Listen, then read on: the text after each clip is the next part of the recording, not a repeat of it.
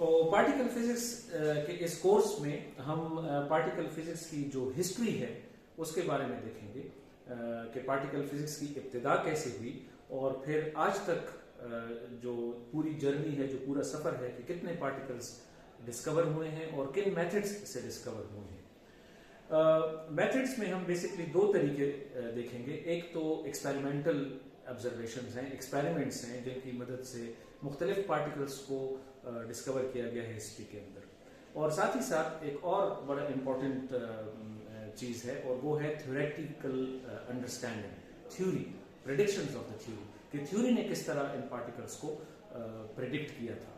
तो ये दोनों चीज़ें हम साथ साथ चलाएंगे और इस कोर्स में आप देखेंगे कि कभी एक्सपेरिमेंट लीड करेगा, वो पहले पार्टिकल को डिस्कवर करेगा और उसकी थ्योरेटिकल एक्सप्लेनेशन बाद में आएगी, या फिर बाज़ औक़ात ऐसे होगा कि थ्योरी पहले प्रेडिक्ट करेगी किसी पार्टिकल को और फिर एक्सपेरिमेंटली उसको डिस्कवर किया जाएगा। तो ये दोनों चीज़ें हैंड टू हैंड वो चलती रहेंगी और कभी एक लीड करेगी तो दूसरे उसको फॉलो करेगी, या फिर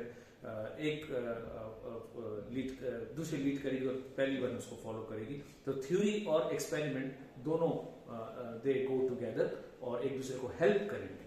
तो इस पूरे कोर्स के अंदर हम देखेंगे कि ये पार्टिकल्स किस तरह डिस्कवर हुए हैं वन बाय वन, और फिर जो फंडामेंटल पार्टिकल्स हैं, जो इस कोर्स का मकसद है कि फंडामेंटल पार्टिकल्स की डिफिनीशन ये है कि जिनको फर्दर डिवाइड ना किया जा सके, जिनके अंदर कोई स्ट्रक्चर एग्जिस्ट ना करता हो। तो हम ये भी देखेंगे कि कौन कौन से पार्टिकल्स हमारे फंडामेंटल हैं। इस लिस्ट में कुछ पार्टिकल्स इंटर होंगे और कुछ पार्टिकल्स फिर बाहर जाएंगे। तो ये चलता रहेगा और एट द एंड जो आज की अंडरस्टैंडिंग है हमारी फंडामेंटल पार्टिकल्स के बारे में, जो काउंटिंग है, उसके ऊपर हम पहुंचेंगे। तो स्टार्ट करते हैं। इस पहले लेक्चर में आप देख रहे हैं कि हमारे पास तीन यहाँ पर ऊपर इलेक्ट्रॉन, प्रोटॉन और न्यूट्रॉन है। ये तीनों पहले फंडामेंटल पार्टिकल्स नहीं थे, लेकिन जो पार्टिकल फिजिक्स की इब्तिदा है वो इन्हीं की डिस्कवरी से हुई है। तो अगर मैं आपको इसका ओवरव्यू दूं आज के लेक्चर का, तो उसमें सबसे पहला जो है वो जे थॉमसन के एक्सपेरिमेंट से हमें इलेक्ट्रॉन की डिस्कवरी हुई, ये 1897 में, और इसी को हम कहते हैं कि ये पार्टिकल फिजिक्स की बिगिनिंग है, कि पार्टिकल फिजिक्स की जो इब्तिदा है मॉडर्न एरा में वो 1897 में जे थॉमसन की डिस्कवरी से हुई है। इसको हम फिर डिटेल में देखते हैं कि कैसे हुआ है। फिर हमारे पास रदरफोर्ड का एक्सपेरिमेंट आया, जिसकी वजह से हमारे पास प्रोटॉन डिस्कवर हुआ, जो कि सेकेंड फंडामेंटल पार्टिकल था उस वक्त। आज ये फंडामेंटल पार्टिकल नहीं है, ये इस लिस्ट से निकल गया है, लेकिन जैसे मैंने कहा कि हिस्ट्री में अगर आप जाएं 1897 के अराउंड, तो आपको मिलेगा कि उस वक्त इसको हम, बल्कि काफी लंबे अरसे तक इसको हम एक फंडामेंटल पार्टिकल समझते रहे, जब तक कि इसका इंटरनल स्ट्रक्चर हमने डिस्कवर नहीं कर लिया। और तीसरा जो पार्टिकल है वो न्यूट्रॉन है, जो कि चैटल की डिस्कवरी में से हुआ। तो ये तीन फंडामेंटल पार्टिकल्स हैं जो आज के लेक्चर में हम डिटेल में जाकर देखेंगे कि इनके पीछे एक्सपेरिमेंट्स कैसे डिजाइन किए गए, इनको एक्सपेरिमेंटली कैसे ऑब्जर्व किया गया, और फिर किसी हद तक थ्योरेटिकल अंडरस्टैंडिंग क्या थी। तो स्टार्ट करते हैं सबसे पहले कि मैटर जो है इट्स मेड ऑफ एटम्स। ये एक ग्रीक्स का पॉइंट ऑफ व्यू था और आज से हजारों साल पहले एक लॉजिकल असम्पशन ये थी कि everything is made of matter, everything is made of atom, all the matter is made of atom, and by atom we mean that is something which you cannot divide further। यानी ख्याल ये था कि अगर आप मैटर को लें और उसको डिवाइड करते जाएं तो you will hit upon something which cannot be further divided, and that is the building block of a matter।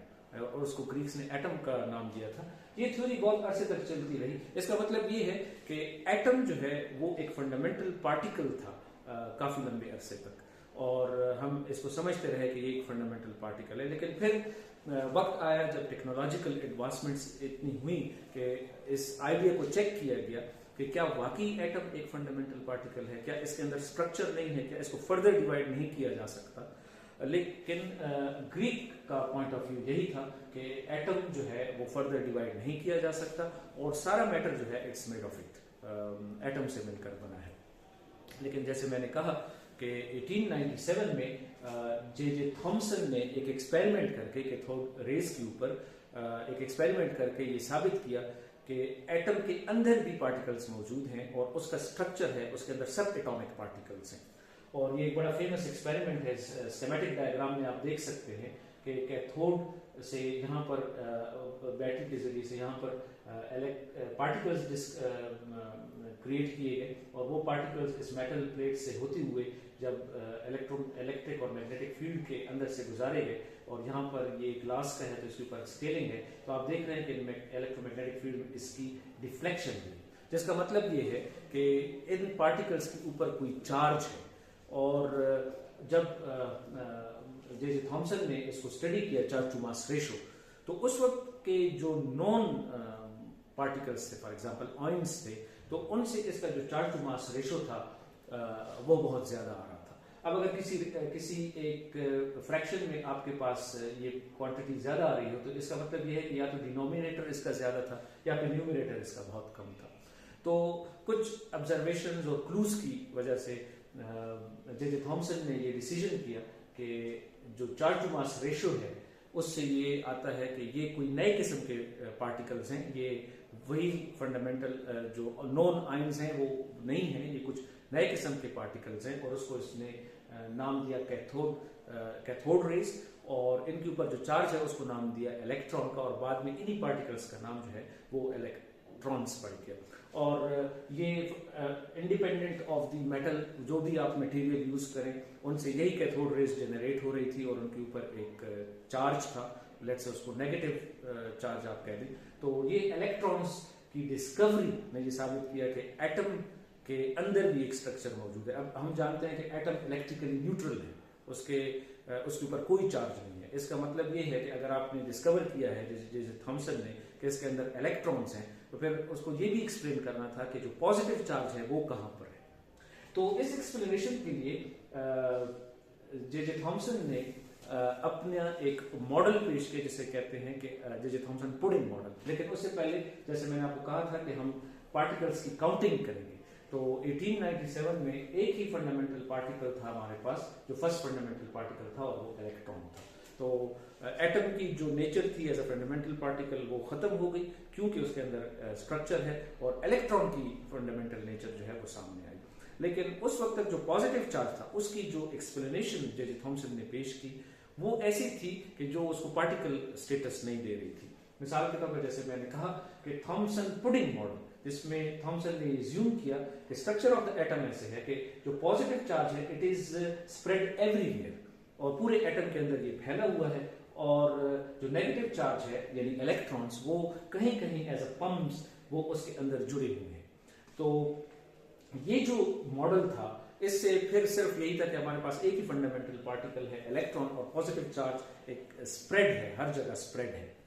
तो इस एजम्पशन को और इस मॉडल को एक्सपेरिमेंटल सपोर्ट नहीं थी, ये एक थ्योरी थी। जैसे मैंने कहा कि दोनों चीजें साथ साथ चलेंगी, थ्योरी भी चलेगी और एक्सपेरिमेंट भी चलेगा।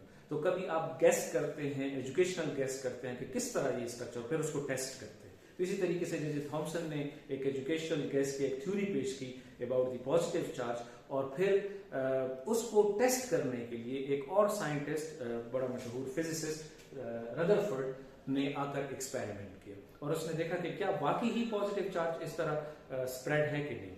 और जो एक्सपेरिमेंट रदरफोर्ड ने डिजाइन किया वो इस तरह था कि अगर वाकई पॉजिटिव चार्ज सारा स्प्रेड है तो उसने इसके लिए गोल्ड लिया, और उसके ऊपर उसने इलेक्ट्रॉन्स जो हैं वो कहीं कहीं इसके अंदर एज अ पम्प्स जुड़े हुए हैं। तो अगर हम अल्फा पार्टिकल्स में जो कि हीलियम के न्यूक्लियस हैं और उनके ऊपर डबल पॉजिटिव चार्ज है और वो काफी हैवी हैं, और इसके ऊपर बम्बार करें, तो चूंकि ये बहुत हैवी है और ये इससे ज्यादा हैवी है, तो it will go through it, इससे चला जाएगा और कोई डिफ्लेक्शन नहीं होगी as it was expected from the Thomson pudding model. और ये सारे पार्टिकल्स जो हैं अल्फा पार्टिकल्स, ये स्ट्रेट इसमें से पास हो जाएंगे। लेकिन जब रदरफोर्ड ने ये एक्सपेरिमेंट वाकई ही परफॉर्म किया तो वो ये देखकर हैरान हो गया कि ऐसा नहीं होता, बल्कि इसके अंदर जो सेंटर से कुछ अल्फा पार्टिकल्स जो हैं वो रिफ्लेक्ट हो जाते हैं, स्कैटर करते हैं, और कुछ तो है ज्यादा एंगल से होते हैं और कुछ बिल्कुल 180 डिग्री से जो है वो रिफ्लेक्ट हो जाते हैं। इस बात से रदरफोर्ड ने ये कंक्लूजन निकाली कि एक्चुअली जो पॉजिटिव चार्ज है वो हर जगह स्प्रेड नहीं है, बल्कि एटम तो मोस्टली एम्प्टी है, खाली है, उसमें कुछ नहीं है, और जो पॉजिटिव चार्ज है वो एक न्यूक्लियस के अंदर कंसंट्रेटेड है, जैसे इस तरह, एटम के अंदर, ये न्यूक्लियस के अंदर पॉजिटिव चार्ज कंसंट्रेटेड है और इलेक्ट्रॉन जो है वो इसके इर्द गिर्द पाए जाते हैं और most of the atom is empty, there is nothing. और इस तरीके से ये जो न्यूक्लियस के अंदर जो चार्ज है उस वक्त चूंकि हाइड्रोजन एटम मौजूद था तो उसको रदरफोर्ड ने प्रोटॉन का नाम दिया और इस तरीके से हमारे पास एक दूसरा फंडामेंटल पार्टिकल डिस्कवर हुआ। यानी फर्स्ट करें आप ये हाइड्रोजन एटम के अंदर देखें तो ये हमारे पास प्रोटॉन है, न्यूक्लियस के अंदर पॉजिटिव चार्ज है और ये हमारे पास इलेक्ट्रॉन है और सेकंड फंडामेंटल पार्टिकल जो है वो इस तरह हमारे पास डिस्कवर हुआ। तो जे थॉमसन के एक्सपेरिमेंट से फर्स्ट फंडामेंटल पार्टिकल इलेक्ट्रॉन और रदरफोर्ड के एक्सपेरिमेंट से दूसरा फंडामेंटल पार्टिकल प्रोटॉन डिस्कवर। और हमारे पास जो लिस्ट है फिर पार्टिकल्स की वो 2 हो गई। तो हमारे पास जो total number of fundamental particles थे उस वक्त वो 2 थे, इलेक्ट्रॉन और प्रोटॉन। इसके अंदर एक इंटरेस्टिंग चीज आपने देखी कि एक्सपेरिमेंटली जे थॉमसन ने इलेक्ट्रॉन को डिस्कवर किया और फिर एक मॉडल पेश किया जिसे हम पुडिंग मॉडल कहते हैं, वो एक थ्योरी थी। तो पहले एक्सपेरिमेंट आया, फिर थ्योरी को जगह दी, फिर उसके बाद रदरफोर्ड आया और उसने उस थ्योरी को टेस्ट किया, पुडिंग मॉडल को एक्सपेरिमेंट किया और उससे फिर एक नया पार्टिकल आया एक्सपेरिमेंटली और वो था प्रोटॉन। तो अब फिर एक्सपेरिमेंट जो है वो आगे हो गई। अच्छा, लेकिन जैसे मैंने आपको कहा कि फिर थ्योरी आई और उसने एटम का जो स्ट्रक्चर था कि चलो इलेक्ट्रॉन तो हैं, प्रोटॉन तो हैं, लेकिन वो किस तरह अंदर डिस्ट्रीब्यूटेड हैं, वो कैसे एक साथ रहते हैं ये दोनों, क्योंकि एटम तो इलेक्ट्रिकली न्यूट्रल है। तो फिर उस वक्त जो है वो ऐसे थ्योरीज थी जैसे क्वांटम मैकेनिक्स है तो और कुछ ऐसी ऑब्जर्वेशंस थी जो कि फुलफिल नहीं हो रही थी। तो बोहर ने उसके बारे में अपना मॉडल पेश किया और उसने कहा कि जो सर्कलिंग इलेक्ट्रॉन्स हैं न्यूक्लियस के इर्द गिर्द वो सर्कल कर रहे हैं ऑर्बिट्स में और जब तक वो एक ऑर्बिट में सर्कल करते हैं वो एनर्जी इमिट और एब्जॉर्ब नहीं करते because of some quantum mechanical demands. तो वो बोहर ने अपना एक कंप्लीट मॉडल पेश किया एटम के लिए। तो थ्योरी फिर आ गई, बोहर मॉडल आ गया, क्वांटम मैकेनिकल है और ऑब्जर्वेशन भी आ गई कि इलेक्ट्रॉन और प्रोटॉन जो है वो 2 फंडामेंटल पार्टिकल यहाँ पर मौजूद है। तो लेकिन इसी पूरे एटम के स्ट्रक्चर में फिर कुछ एक्सपेरिमेंटल ऑब्जर्वेशंस ऐसी एराइज हुई जो कि थ्योरी के साथ मैच नहीं कर रही थी। फॉर एग्जांपल जो पहली वाली ये थी with the heavier atoms, for example helium के अगर आप न्यूक्लियस में जाएं तो उसमें 2 प्रोटॉन होने चाहिए क्योंकि उसके 2 इलेक्ट्रॉन हैं, यानी वो इलेक्ट्रिकली न्यूट्रल है तो 2 प्रोटॉन है और 2 इलेक्ट्रॉन है। लेकिन प्रॉब्लम ये था कि जब आप न्यूक्लियस का मास करें तो उसका मास जो है वो 2 प्रोटॉन्स के बराबर नहीं आता बल्कि उससे ज्यादा एक्चुअली डबल आता है। तो इसका मतलब ये है कि समथिंग इज इनसाइड देयर, जो कि प्रोटॉन्स नहीं है, कुछ और है। तो ऑब्जर्वेशन ये थी कि यहाँ पर न्यूक्लियस में प्रोटॉन्स के साथ साथ कुछ और भी पड़ा हुआ है जो कि प्रोटॉन के ऑलमोस्ट मास के बराबर है। और बाद में चैडविक ने अपने एक्सपेरिमेंट के जरिए से इन प्रोटॉन्स इन पार्टिकल्स को डिस्कवर किया और उसका नाम रखा न्यूट्रॉन, इसलिए कि इनके ऊपर कोई चार्ज नहीं था, ये इलेक्ट्रिकली न्यूट्रल थे। अगर इनके ऊपर चार्ज होता तो फिर एटम इलेक्ट्रिकली न्यूट्रल ना हो सकता। तो इस तरह हमारा थर्ड फंडामेंटल पार्टिकल जो है वो भी एक एक्सपेरिमेंटल ऑब्जर्वेशन की मदद से सामने आया कि mass of the nucleus is not equal to the sum of the protons inside there.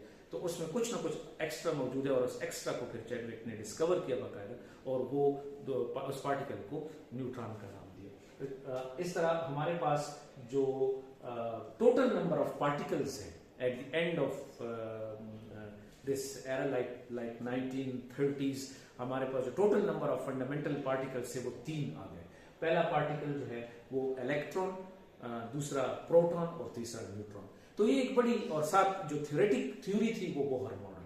तो हमारे पास एक सेटिस्फाइंग पिक्चर थी उस वक्त कि what matter is made of, क्योंकि ये वो क्वेश्चन है जो इंसान हमेशा से पूछता रहा है अपने आप से कि ये मैटर किस चीज से बना है, हम किस चीज से बने हैं, या ये यूनिवर्स जो है ये किस चीज से बनी है। तो उस वक्त इसका एक सेटिस्फाइंग आंसर था कि इलेक्ट्रॉन्स हैं, प्रोटॉन्स हैं और न्यूट्रॉन्स हैं, एटम है और एटम के अंदर न्यूक्लियस के अंदर प्रोटॉन और न्यूट्रॉन्स हैं और इलेक्ट्रॉन जो हैं वो इसके इर्द गिर्द रिवॉल्व कर रहे हैं।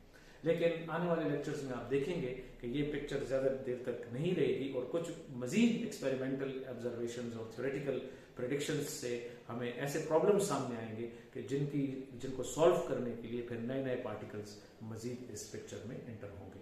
लेकिन आप समझ सकते हैं कि आज से तकरीबन 100 ईयर्स पहले जो पार्टिकल फिजिक्स का स्टेटस था वो ये था कि इसमें टोटल 3 फंडामेंटल पार्टिकल्स थे और एक क्वांटम मैकेनिकल मॉडल था जो कि बोहर मॉडल था, जो इन सब की एटम के अंदर जो एग्जिस्टेंस है, उसका स्ट्रक्चर है, उसको एक्सप्लेन करता था। तो with this I thank you all. और इसके लिए आप 2-3 असाइनमेंट्स करें। एक तो रदरफोर्ड का जो एक्सपेरिमेंट है, जे थॉमसन का एक्सपेरिमेंट है, और चैडविक की जो एक्सपेरिमेंट्स, उनको आप डिटेल में जाकर देखें कि किस तरह इन्होंने डिटेल्ड एक्सपेरिमेंट्स किए और उन एक्सपेरिमेंट से ये पार्टिकल्स जो हैं ये किस तरह फिर डिस्कवर हुए। Thank you.